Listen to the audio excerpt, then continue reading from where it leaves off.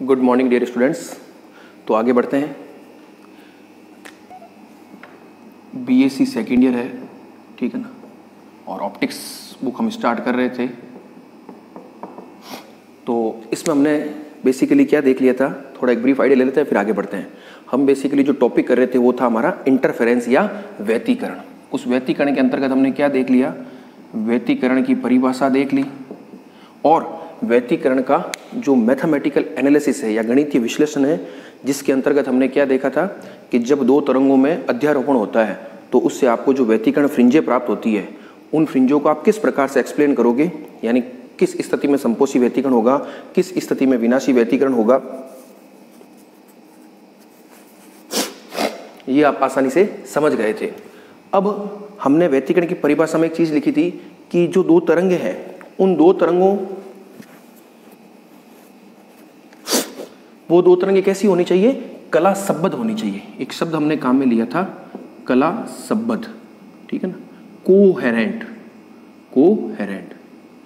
तो वो कला संबद्ध होनी चाहिए। अभी थोड़ी देर बाद हम कुछ कंडीशंस फॉर इंटरफेरेंस पढ़ेंगे, ठीक है ना, व्यतिकरण के लिए शर्तें कि तरंगे किस किस प्रकार की होनी चाहिए, वो 5-6 शर्तें हैं, तभी आपको क्या मिलेगा, इंटरफेरेंस पैटर्न मिलेगा, अदरवाइज नहीं मिल सकता।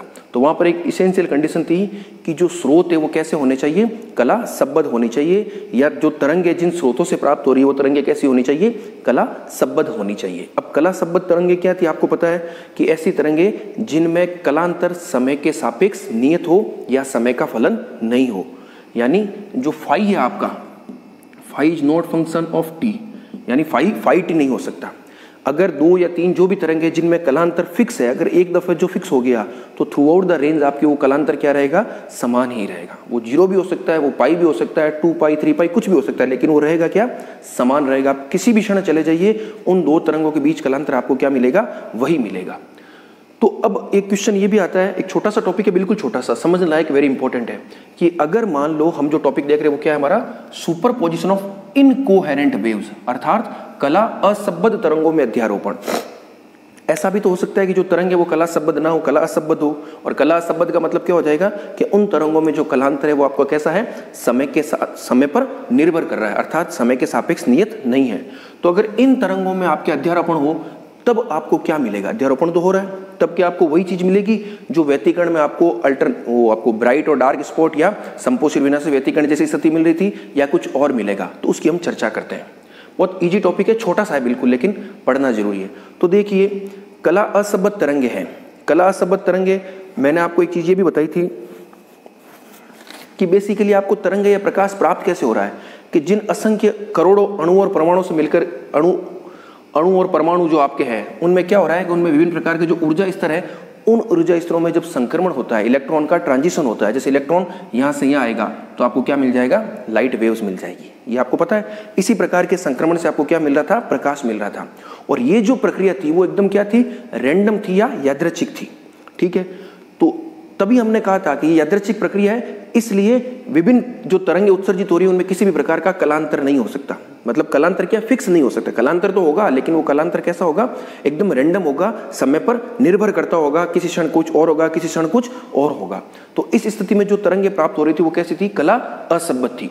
तो कला असंबद्ध जब तरंगे होती है और उनमें रैंडमाइजेशन होता है, यानी यादृच्छिकरण होता है एक तरह का, तो उस स्थिति में आपको जो तीव्रता मिलती है, क्योंकि ऐसी तरंगों को आप ना तो खुली आंखों से या ना ही किसी फोटोग्राफिक प्लेट पर आप उसको डिटेक्ट कर सकते हो, उस स्थिति में जो परिणामी तीव्रता होगी आपकी, परिणामी तीव्रता वो आपको एक तरह से एवरेज मिलेगी, ठीक है ना, क्योंकि आपको फिक्स तो कुछ पता ही नहीं है क्या है क्या नहीं है, तो हम लोग जनरली क्या कर लेते हैं, एवरेज निकाल लेते हैं, ठीक है ना।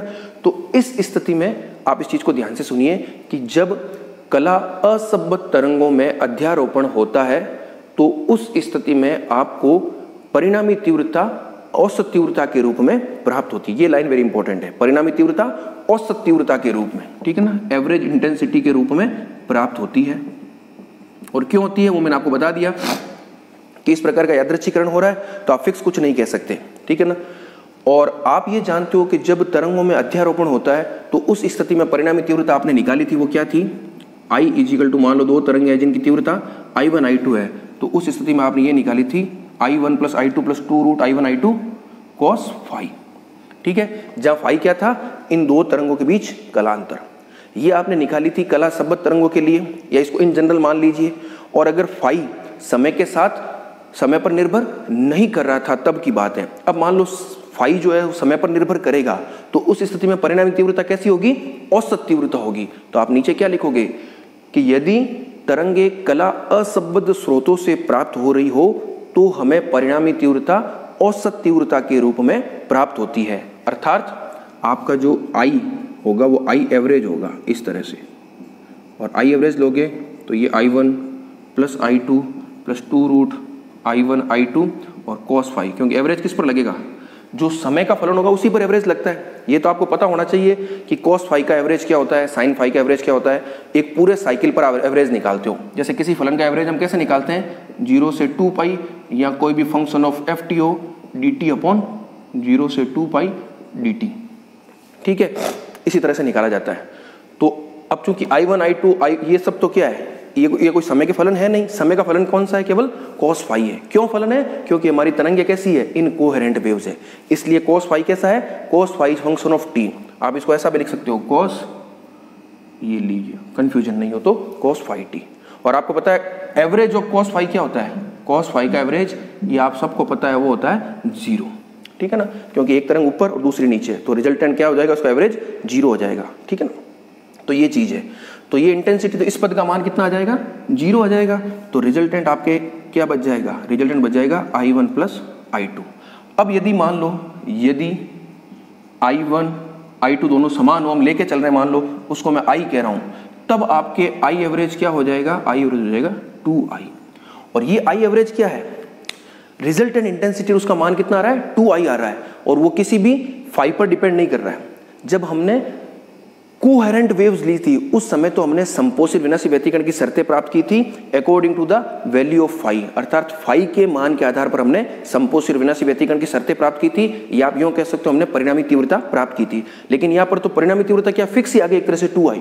अब आपके फाई पर कोई डिपेंडेंसी नहीं इसकी, तो इसके लिए एक शब्द काम में लिया जाता है, उसको आप बड़े ध्यान से सुनिए कि जब दो कला असंबद्ध तरंगे जिनकी आवृत्तियां समान हो उनमें अगर अध्यारोपण होता है तो हमें पर्दे पर जो स्क्रीन होगी आपकी, उस स्क्रीन पर यूनिफॉर्म, इस लाइन को आप ध्यान से सुनिए, यूनिफॉर्म इल्यूमिनेशन, ठीक है ना, यूनिफॉर्म इल्यूमिनेशन प्राप्त होता है। अब इसको हिंदी में क्या कहते हैं उसका प्रॉपर वर्ड मुझे अभी पता नहीं है, लेकिन इसका मतलब मैं अभी आपको समझा देता हूं। इसका मतलब क्या? बहुत इजी है। मैंने शब्द क्या बोला कि जब दो कला असंबद्ध तरंगों में अध्यारोपण होता है तो पर्दे पर आपको यूनिफॉर्म इल्यूमिनेशन मिलता है, अर्थात पर्दे पर स्थित सभी बिंदु आपको समान तीव्रता के प्राप्त होते हैं। इस लाइन को मैं लिख देता हूं एक बार, बहुत इंपॉर्टेंट लाइन है और आपको समझ में भी आ जाएगी, कोई दिक्कत नहीं है। अर्थात पर्दे पर स्थित सभी बिंदु समान तीव्रता के